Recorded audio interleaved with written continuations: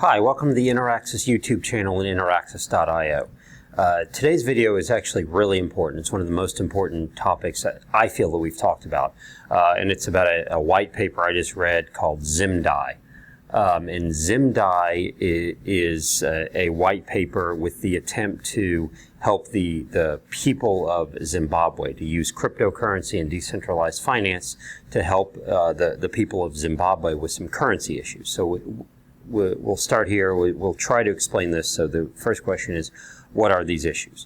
Well, one issue is you have the government of Zimbabwe, which at one point several years ago decided they were going to peg their currency, the bond note, which I believe is RT, they denote as RTGS. They were going to peg it 1-to-1 with the US dollar, which is great, right? Because every one of these bond notes is worth $1. It's really easy to transact. But then, of course, the government, for their own purposes, started printing more and more and more of these. And so now it's somewhere in the neighborhood of 12 to 17 RTGS to every US dollar. Okay, so that's kind of a problem, because it means if you had, let's say, 1,000 of these, it was worth about $1,000. Now, if you have 1,000 of these RTGS, of these bond notes, it's worth significantly less. So that's problem number one, is you have this hyperinflation that you have going on in other countries like Argentina, Nigeria, and others around the world, where we're trying to use some sort of cryptocurrency potentially to solve some of these problems, right?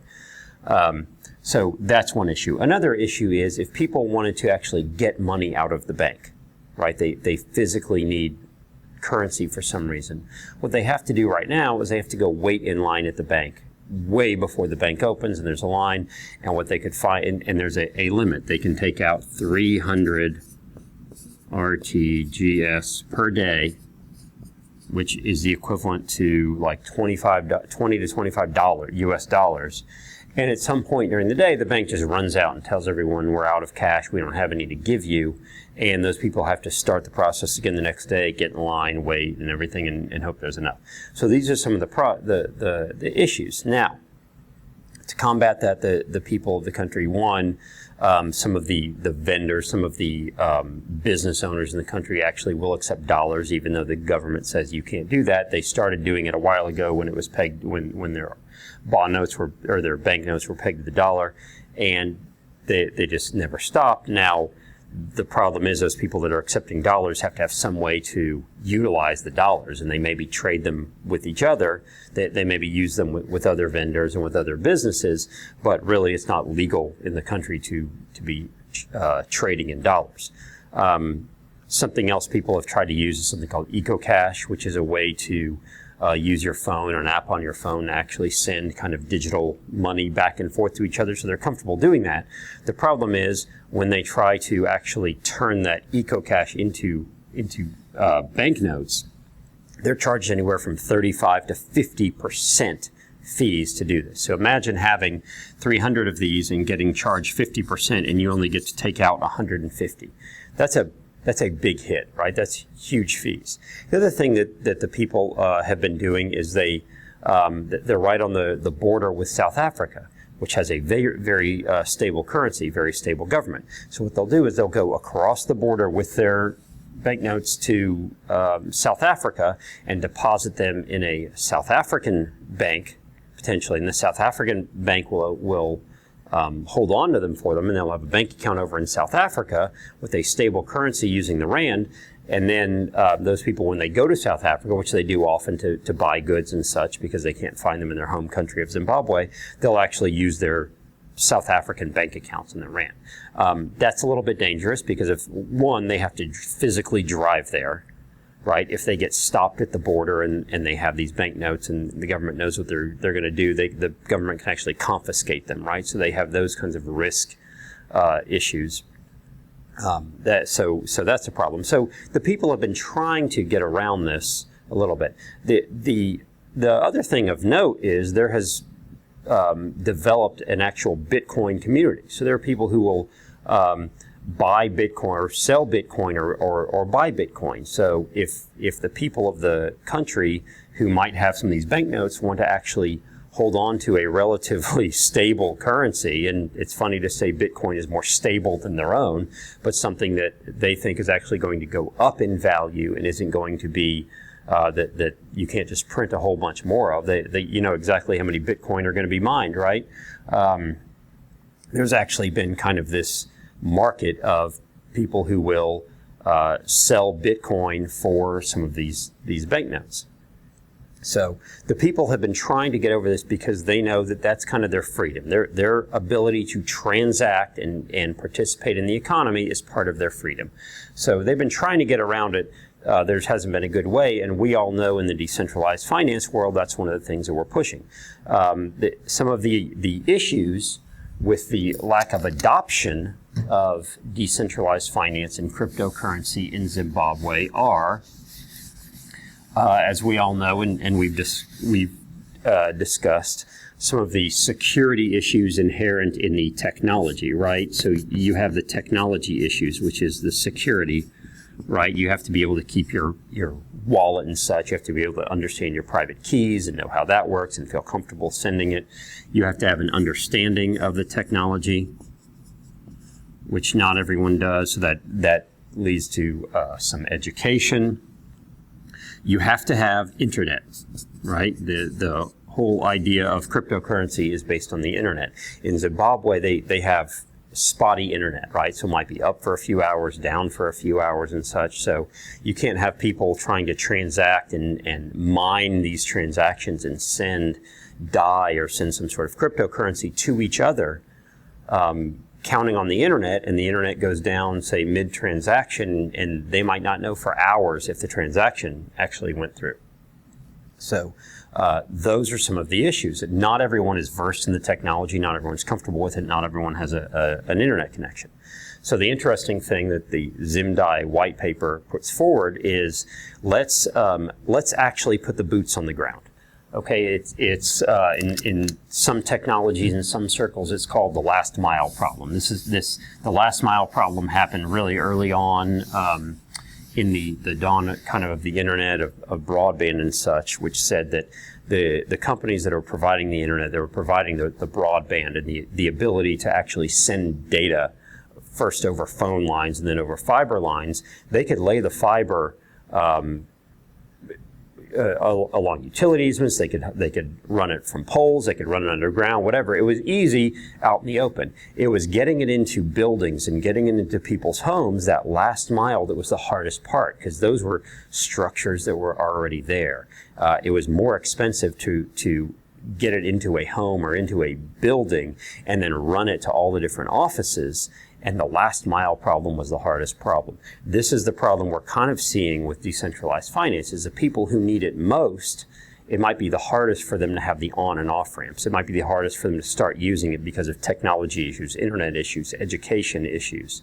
And so those of us in the developed world that understand the need for decentralized finance in these places, now we're just starting to see, they probably would use it.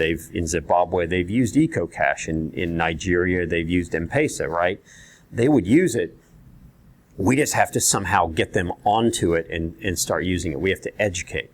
And so what Zim Dye proposes is actually pretty interesting, and it's to have a series of agents. So it's not a whole lot unlike something like Western Union, right? It's just we're utilizing Dye to do this.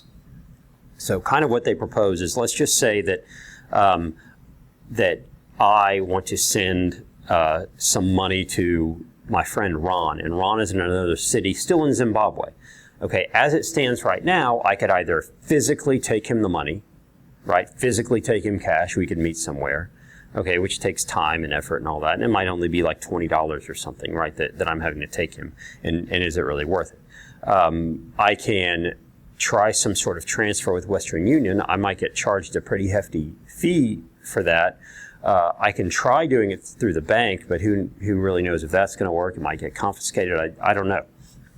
So here's what they propose. So Adam is over here, and I want to send, 5,000 RTGS to Ron. and Ron is over here in a different city, right? So what Zim Dye proposes is you have these networks of agents. Need a different color. You have these networks of agents here. And I go to the agent and I give him the 5,000 RTGSs. The agent is going to accept it and convert that to DAI, however many DAI that takes. That agent is going to send the DAI over here to this other agent, right? It's going to convert it back to RTGS and give it to Ron, right? Minus some sort of fee in here, right? There's this person is going to take a fee, and this person is going to take a fee. As we know, there's a small transaction fee here. There's a small transaction fee here in terms of gas, having to move this across, and there's a small transaction fee here in terms of gas. But all this is really small compared to Western Union and compared to banks and such, and what we see as a lot less risk. Now, what's the benefit to this? Why is this important? Because I don't have to have the wallet on my phone or the wallet on my computer and find some on-ramp. I don't have to connect my bank to Wire or something else that is an on-ramp, or Die Hard, which is the people who wrote this white paper started online exchange called Die Hard, which allows a marketplace of people who can connect with each other, personally connect, and exchange some sort of fiat currency for DAI, right? They can decide to meet up or whatever, but that assumes that people have the ability to either on their phone or on a computer find each other and connect, right? So what they're trying to do is kind of seed the die-hard economy, but really help these people out, right? So I don't have to do any of that. And I don't even care that this happens with cryptocurrency and DAI and such. I'm going to this agent. This agent has a whole, they might have, 100,000 RTGS, and they might have, 10,000 DAI at their disposal, right? So they can move things back and forth. Same with this agent. So this agent is the only one who has to almost act like the bank, like kind of the Western Union. The agent is also the only one who has to know how to transact in DAI and has to have the wallet and be able to send it and has to have the internet connection, right? So you're taking all these people that might need to send money to all these other people, right?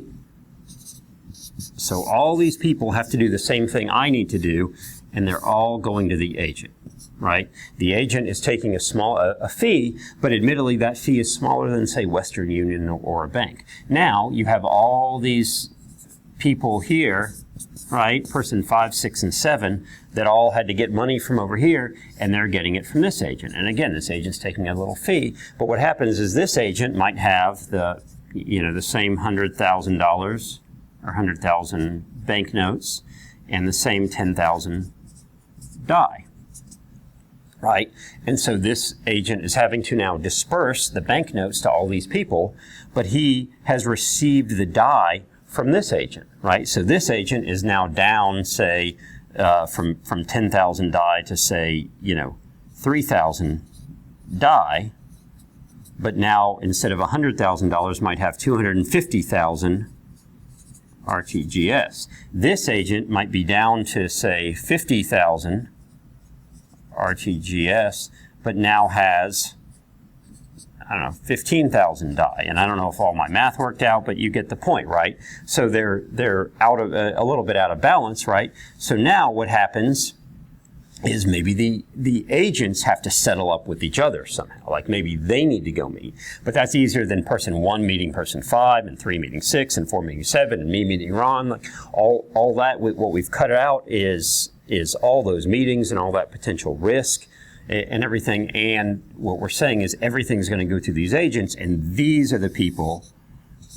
that need to be educated. These are the people that need to be able to operate the wallets, that need to be able to hold the money and manage their cash and manage their DAI and have the internet connection and everything. And we're kind of Yes, we're kind of centralizing that, which is, what we don't want in decentralized finance, but we're using the decentralized technology in order to actually move money, which is part of the ethos, which is part of what we really want, and we're helping all these people do something. Now, the idea is once this really gets started and gets moving, maybe eventually all these people start learning about it, but for the time being, let's start using Dye and creating greater liquidity and helping all these people out and helping them move money back and forth. Now, there are all sorts of other things they can do. Like these people, they might be able to, these agents might be able to settle with each other in Bitcoin, right?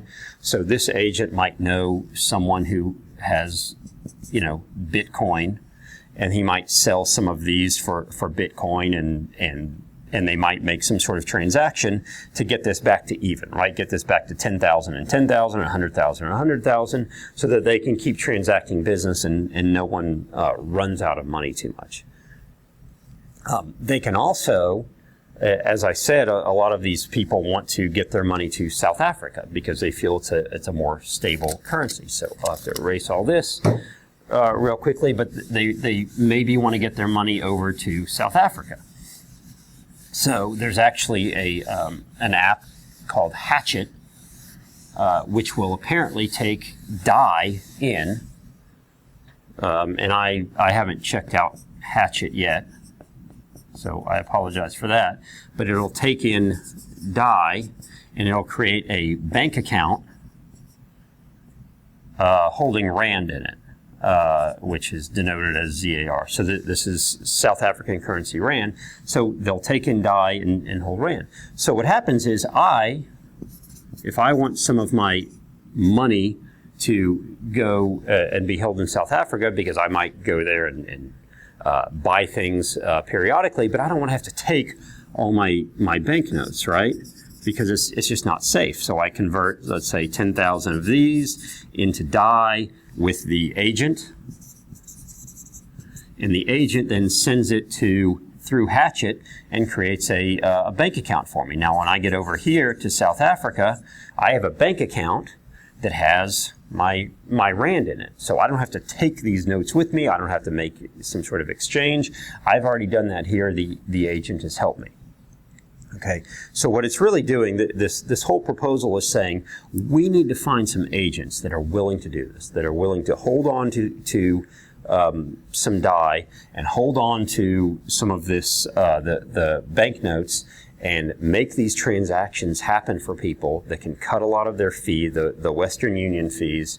It can cut a lot of the risk they face with trying to transport money physically, transport it over the borders. It can cut out a lot of the inflation, right? Because they don't necessarily have to hold all their currency in their home currency, which is subject to wild inflation, right? They don't have to worry about the banks not giving them enough money. All they have to say is, okay, if I need to transact now, I can transact in Dye, and this agent will send it to another agent, but they don't actually have to know that they're transacting in Dye. They just said, okay, we're going to take our money here. This agent is going to basically help me set up a bank account, or I'll have a bank account, but this agent will convert it to a cryptocurrency, which will then become Rand, and I can do all that without having to go over the border with a whole bunch of currency in my pocket and be worried that I'm going to get it confiscated, right? Eventually, what we see potentially is there's so much liquidity that we can either get rid of the agents, right, if the internet is up and running well enough, or we can bring the fees way down. Those are, possibilities. But what happens is eventually, and this is the dream and the goal, is the government doesn't have quite as much power anymore over the people because they don't. They can't just hike up the amount of money that they print and therefore create this hyperinflation because they need to print money to settle some of their debts, and it oppresses the people even more. They're not going to have as much control over the banks not letting people get their cash out, because people can just take their cash, convert it to Dye, and do what they need to do. Eventually, people might just use Dye as a means of transaction, right? Because if I receive Dye, right, if this agent sends me Dye, or if I send Dye, let's say I send Dye to Ron, and Ron actually is crypto literate, right? We're not using Hatchet anymore. If this agent just sends to Ron in Dye, and Ron says, "Look, I'm not going to trade it out for the banknotes anymore. I'm just going to hold it in Dye because I know when I transact with Alice, she'll accept Dye, and I can just do it on my phone. I'm comfortable with EcoCash. I can do it here. And Alice, if she really wants to, she can maybe send it through an agent to Hatchet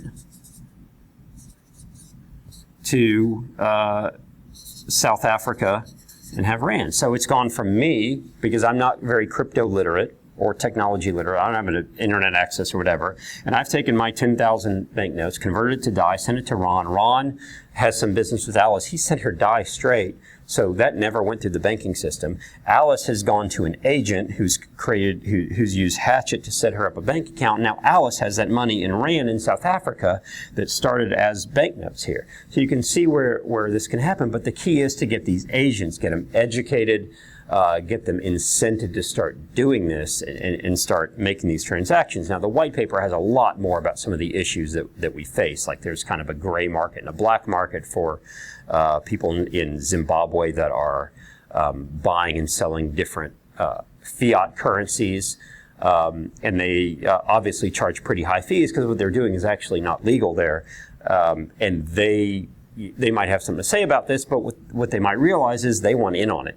Right, so now in addition to transacting or changing out US dollars and euros and whatever else they do, they might start actually changing out Dye, and they might become these agents, right? And the key is to kind of start a movement by putting boots on the ground, by putting agents on the ground that understand all this and know it, and then those agents, yes, they get a fee and they probably want to keep making their money and they probably don't want everyone to be educated, but they can help perpetuate the system where everyone can just start transacting a lot more in Dye. They can take out, as we always talk about, right? Fees, friction. The banks and the government in Zimbabwe have caused a lot of these, and if we can use decentralized finance and Dye to take out a lot of the fees and a lot of the friction, take a lot of the power out of the hands of the bank and the government, and give the people the ability to just live their lives and do what they need to do without all this worry of we're going to have hyperinflation, or we're not going to be able to get our money out of the bank, or I might get my money confiscated trying to just go to South Africa and buy some things for my family that I can't get here. You also have issues with people who move out of the country and try to send money back. Well, they can just send money back in Dye, right? If I'm in the U.S. and I've moved here from Zimbabwe and I want to send some money back to my family, Western Union is really expensive, right? But I can, and my family, it might take them so long to get the money out of the bank account because they can only get $20 a day. But if I can do it, if I can send it in Dye directly to one of these agents, and this agent can then switch it out and give it to my family, that might cost a lot less. There's a lot less risk to it. There's a lot less inflationary risk. My family might just keep it in Dye for a while, right? These agents might become kind of pseudo banks. There's a lot of things that can happen here, but the proposal is interesting because we in the decentralized finance world are always talking about how great it can be if we reduce fees and friction and get more people included in the economy worldwide, because this is censorship resistant and everything.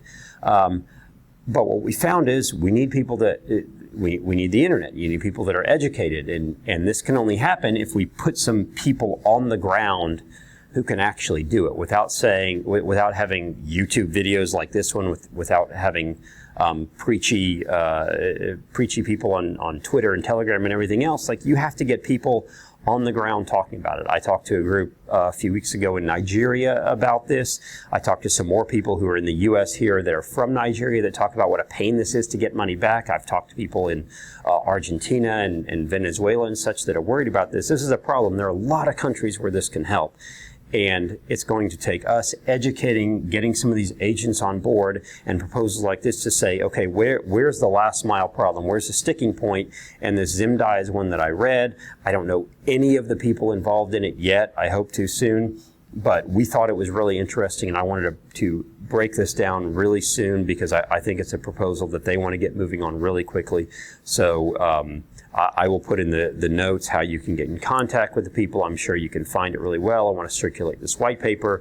We need to seed the kind of seed these agents a little bit and get some money there and get it flowing. And I'm sure there'll be some help from a financial perspective. So again, it's Zim Dye. I'll send out the white paper on Twitter and LinkedIn and everything else along with this video. I hope everyone reads it and understands how important this can be. We appreciate you looking at our YouTube channel, subscribing, hit our website.